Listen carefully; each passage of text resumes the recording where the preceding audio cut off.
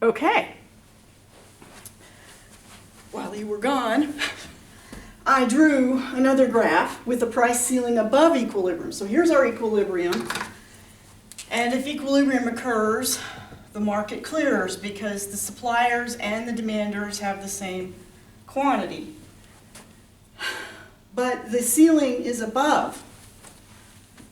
What will be the impact? Now remember, the price can go anywhere until it gets here, but it can't go up here. Okay? So in this case, if a price ceiling is above equilibrium, that means that the price is legally allowed to get to equilibrium. So equilibrium will happen because there are powerful forces forcing the price down and very powerful forces forcing the price up. And if it's not illegal, equilibrium will happen.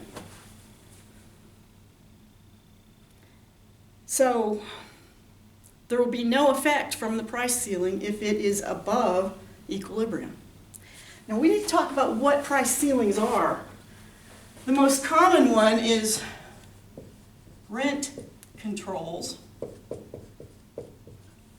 And I like to show videos of examples of rent controls. One I like to show is of the guy who wants rent controls.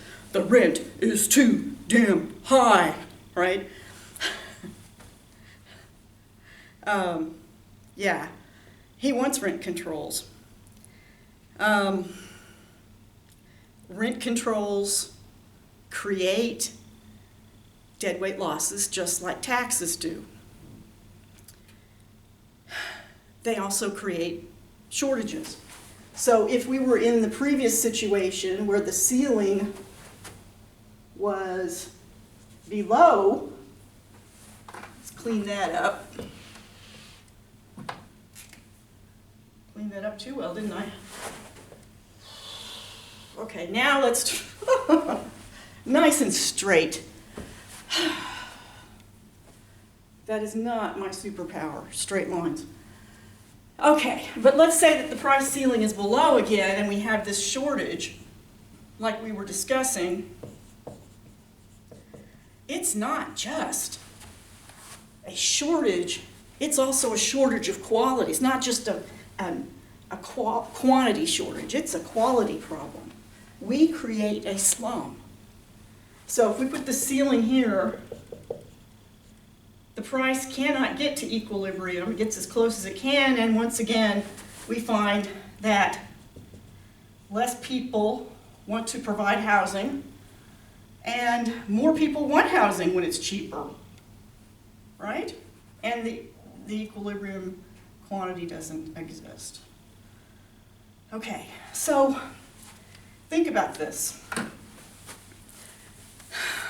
A lot of times it starts out that they say, we're going to start having rent controls, and as prices rise and rents want to rise, we're just not going to let the rent go up. So originally, you had a demand curve through here, and that might have been equilibrium, and then it was like, from now on, for that level of apartment, you can't raise the price, you can't raise the rent. So over time, demand goes up, the population increases, right? More people want rentals, but they can't have them because the amount of new properties for rent is not going to keep up with the demand of the new people coming to town. And at the same time, the landladies, the landlords are not going to make the improvements that they might have made. I mean, if I moved my daughter in to the Garden District of New Orleans, beautiful area off St. Charles. She's a block off of St. Charles, and it's near Tulane where she's working on her master's, and the rents are really high, but people maintain the properties. I mean, she's got a really nice place, and we're paying a lot of money for it, but she's got a nice place. She has more room in her apartment than I have on the ground floor of my house. I mean, I've got a 2-story house, but I never go upstairs, hardly. So when she walks around her apartment, she's got more space than I do on my first floor. And it's extremely well cared for. And she has any trouble, the landlord comes and fixes it because it's worth something. But what about here, where over time you couldn't raise the rents, but inflation has raised the cost of putting in that new heater or air conditioner, or fixing the screens, or fixing the washing machines in the basement? You see what I'm saying? The place starts to go downhill because the cost of living has gone up. The cost of renting should have gone up, but it didn't, and so the person who owns it may even eventually walk away from it. And that has happened in rent-controlled areas in New York, where you have this really precious real estate, and they've got an old building on it, and it hasn't been repaired, and finally it just gets boarded up. And it's like, what happened? Couldn't sell it to anybody else because they're not allowed to raise the prices either, the rent. They can't maintain it, and nobody's building new rentals. So we create a slum when we tried to help people. It might have been better to do something, I'm going from memory here, HUD. Is it Section 8, subsection 8 housing, where is, I hate to teach out of my memory about specific things in the government, but I think it's Section 8 housing where they let the equilibrium price occur, and then they tell the landlady or landlord that we'll let you have the equilibrium rent, and we will charge a small amount to the person who can't afford that rent, and the government will subsidize or send a check to the landlord or landlady.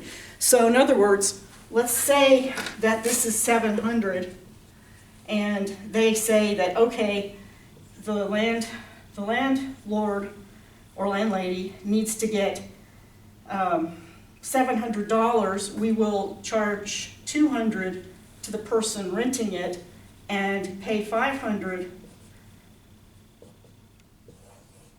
to the landlord. So the person who owes the money to the landlord pays $200 in rent, government pays $500.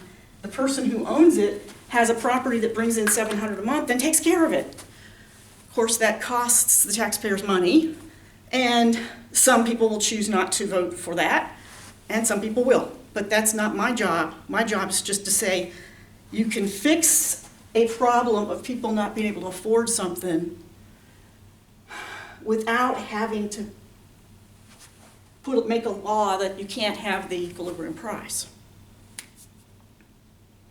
Okay?